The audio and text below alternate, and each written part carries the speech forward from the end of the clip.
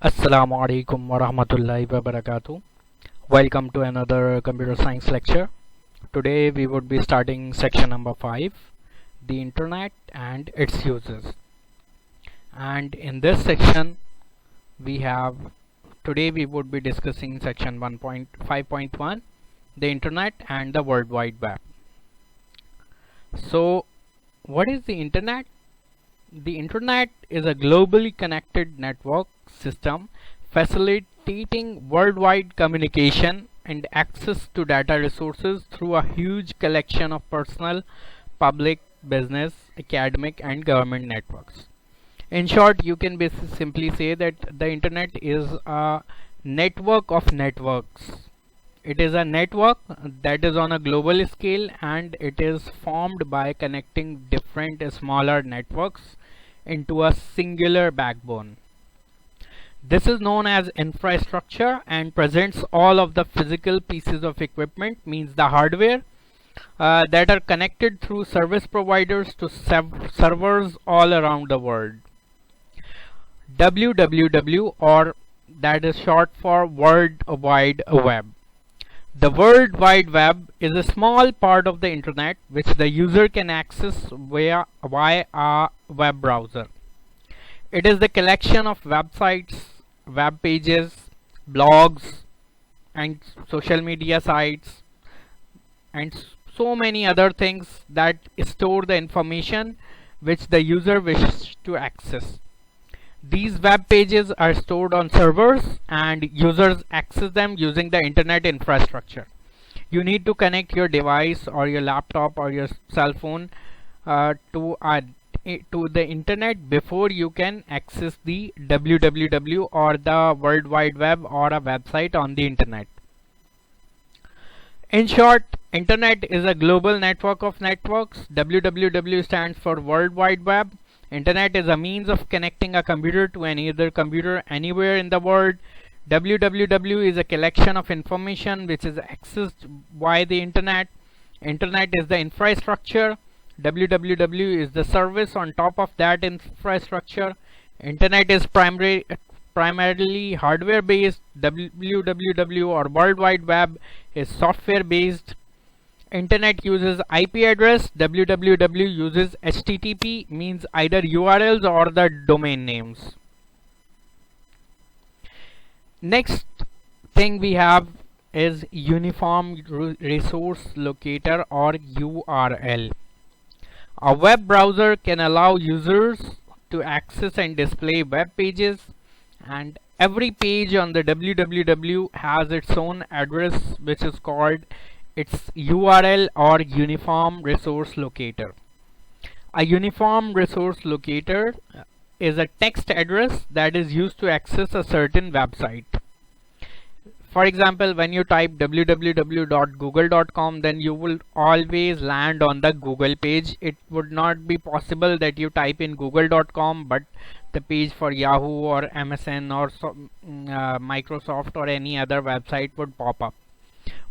Every page has a unique URL, every website has a unique URL, and whenever you type that URL, then you always land on that specific website. A URL is typed into a web browser, basically the address bar of a web browser, using the following format. First of all, we have the protocol, then we have the website address, then we have the path or directory name, and lastly we have the file name. Protocol is usually either HTTP or HTTPS. In some rare cases it is FTP, file transfer protocol. FTP we basically only use when we are trying to connect to a server through our web browser. Otherwise, for normal websites it is either HTTPS or HTTP. Website address contains domain name, a domain host, that is www, means it shows that this website is available for the public on the internet. Then a domain name, for example, that is the web server name, and domain type. For example, Google is the web server name and .com is the domain type. Path or directory name is the folder structure on the web server leading to where the requested web page is located. and file name is the name with or without file extension of the requested web page. Here are two examples. This is GCE guide. This is the protocol https papers.gceguide.com. This would be the domain name, and /0/o%20 levels. This is the path. This indicates the a folder on the web server, and computer science 202210 is supposed to be the file name. https is the path, www.bbc.co.uk is the domain name, bitesize/subjects is the path, and z34k7ty is the file name. I'll give you another example.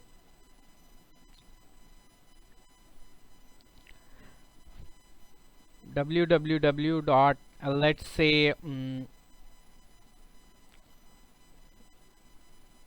exandler.net / let's suppose home, and index.html would be the file name. This is how it works. So in the paper, the examiner is going to give you a written domain name, and then you would have to identify different parts of it. This is always the protocol, this is the domain name or the server name, then we have the path, and then we have the file name. Remember this format. Every website address has a URL with an equivalent internet protocol address. IP addresses are made up of numbers and letters and can be very difficult for a user to remember. So what happens basically when you type in www.google.com? So basically a DNS server kicks in. It resolves that domain. What is the meaning of resolving a domain? It basically converts that domain name into an IP address, and then your browser uses that IP address in order to access the server where the web pages are stored, and from that server the web browser retrieves the files and displays them to you as a website. We'll discuss that later on. For now, this much is enough for you to know. Next, we have a difference between HTTP and HTTPS. They both are protocols for accessing websites. HTTP stands for Hypertext Transfer Protocol, and it is a protocol or a prescribed order and syntax for presenting information, and it is used for transmitting data over a network, almost always through HTML or PHP hypertext markup language. Most information that is sent over the internet, including website content, uses the HTTP protocol. But when we have some websites which needs an extra layer of security, for example banking websites, online shopping websites, or any other website that needs to enter your credit card information, then we go for a secure version of the protocol that is known as HTTPS, Hypertext Transfer Protocol Secure, or Secure Hypertext Transfer Protocol. The S stands for secure.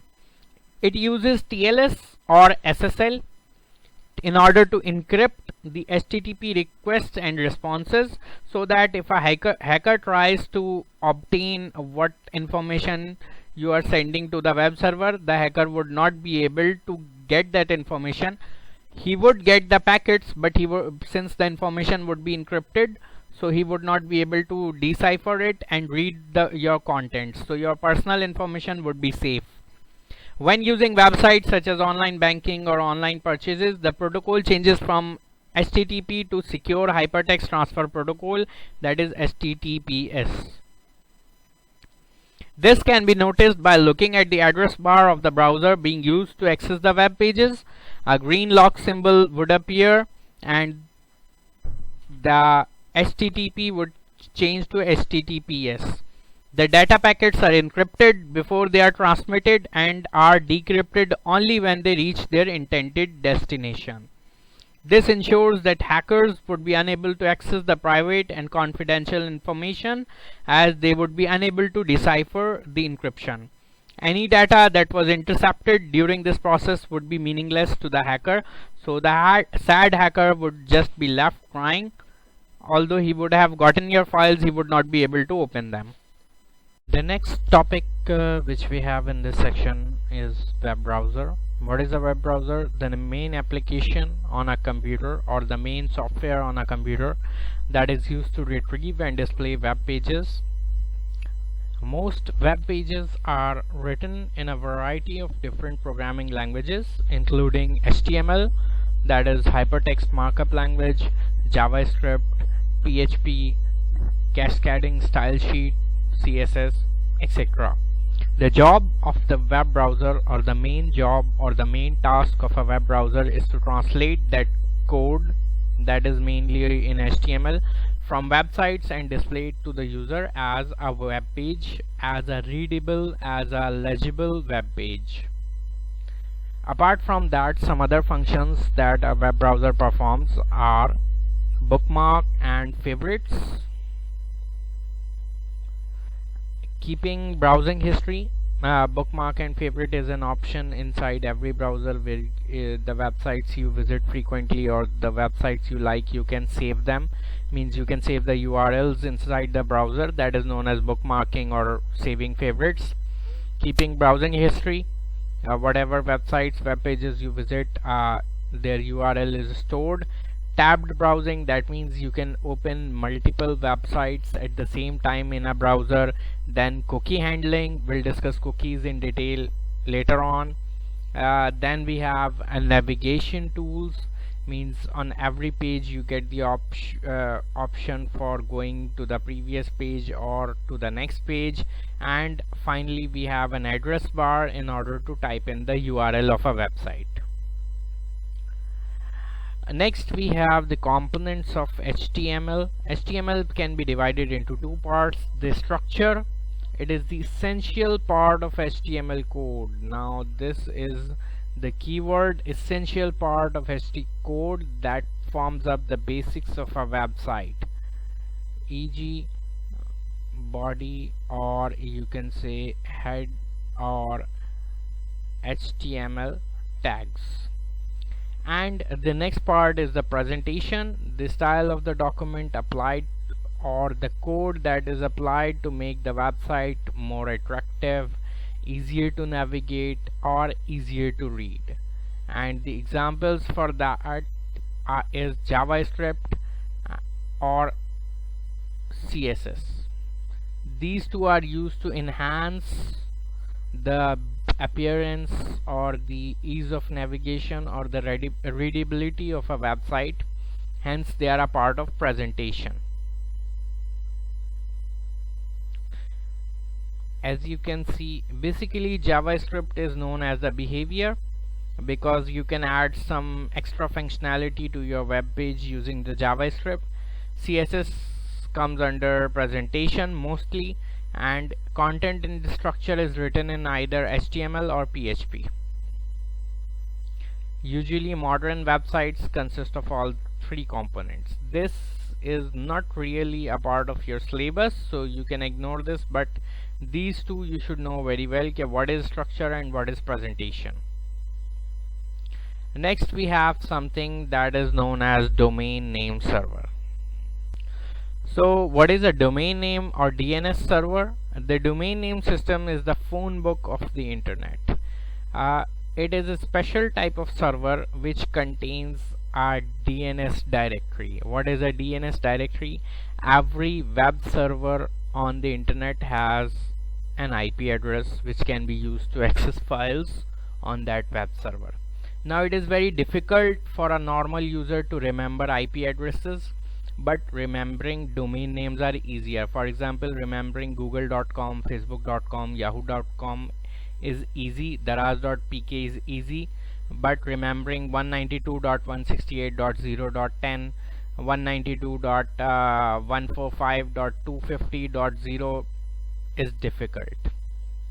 So we have DNS servers DNS servers contain a list of domain names and their associated IP addresses. So whenever you type in, so a common user do not have to remember the IP addresses. A common user simply have to just know the easy to learn web address or a URL of a website, and as soon as the user types that URL into a web browser contacts the DNS server or the domain name server, which looks it up into its database and responds with the associated IP address of that server, and thus the user is able to access the website without remembering its actual IP address. When user type domain names such as google.com or nytimes.com, DNS is responsible for finding the correct IP address for those websites. Browsers then use those addresses to communicate with original or origin servers to access website information. This is an image of how it works. First of all, the browser says, for example, I need directions to wpbeginner.com. Then it goes to a DNS server. The domain name wpbeginner.com is not in my database. I'll try another so if it is not found on the one DNS server, there are billions and billions of websites on the internet. So one single server, one single domain name server cannot store the DNS index for or DNS listing for all the websites. So there are multiple servers in each and every region. In each and every domain there is a separate DNS server. So if the website you're trying to access is not found on your local DNS server, it sends a request to the next DNS server, and so on, until one of the DNS server finally says, yes, this domain name is in my listing and the relevant IP address is this. It responds this IP address to the first server, which stores it in its cache, so that if any more requests are made, this server is able to provide the IP address, and it also replies it back to the user, to the browser, and the browser gets the domain name or the direction, and then the browser is able to communicate with the web server and retrieve web pages from that server once it has this IP address. Now next we have is something that is known as cookies. A cookie is a packet of information sent by a web server to a web browser. When you are browsing a website, you often see a message, please accept cookies. When you click on accept all or accept, then some very small files are downloaded from the web server into your browser or onto your device. They don't contain personal information, but rather they capture anonymous data about surfing trend of the user, what type of pages you saw or what type of products you served, so that next time you go onto the website, it can suggest you pages or products according to your choices, your likes. There are two types of cookies. One is if a cookie does not contain an expiration date, it is considered a session cookie. Session cookies are stored in memory and never written to disk. They are withheld in the memory or the cache of your browser. When the browser closes, the cookie is permanently lost from this point on. Since it is never written onto hard drive, so as soon as you close the browser, these cookies are erased. They are temporary. They are used, for example, when making online purchases. They are used for maintaining your shopping cart. When you click on add to cart button, then a temporary session cookie is made, which holds whatever item you select for purchase into your virtual shopping cart for a while, and that is controlled by a session cookie. If the cookie contains an expiration date, it is considered a persistent cookie. This is the second type of cookie, a persistent cookie. The first one was session cookies, the next one is persistent cookie. On the date specified, the cookie will be removed from the disk. They are very efficient way of carrying data from one website session to another, or even between sessions on related websites. For example, you want to save your you have added some items for purchase to your shopping cart, but you don't want to pay today, you want to pay 5 days later. So in this case, persistent cookies can keep your shopping cart alive, or the items you selected or the list you made alive for next 5 days, and then you can make the payment and place your order.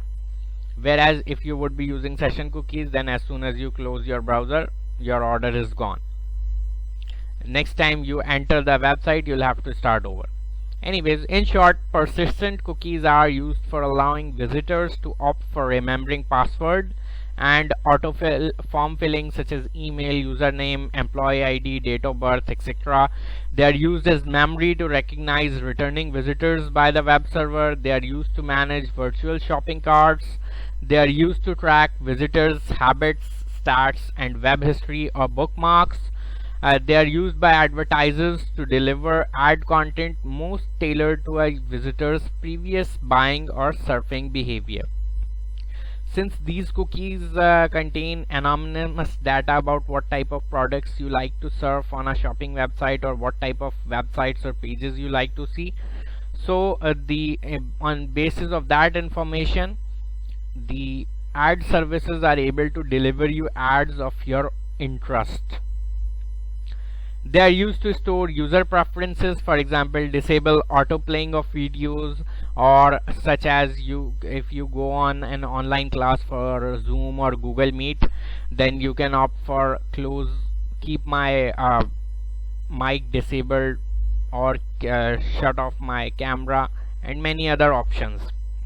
They are used in online financial transactions in order to hold the financial transaction temporarily until it is written permanently. They are used to store progress in online games or quizzes. They are used by social media websites to perceive preferences and browsing data, and they are used to automatically display web page in another language as soon as user logs in. There can be many other uses. These are some of the most common uses. You can write any other uses as well, as long as they are valid, and you can search them up on the internet. I hope you have understood. This was section 5.1. Take care. Ask me if you have any problem. I'll see you guys in the next lecture. Allah Hafiz.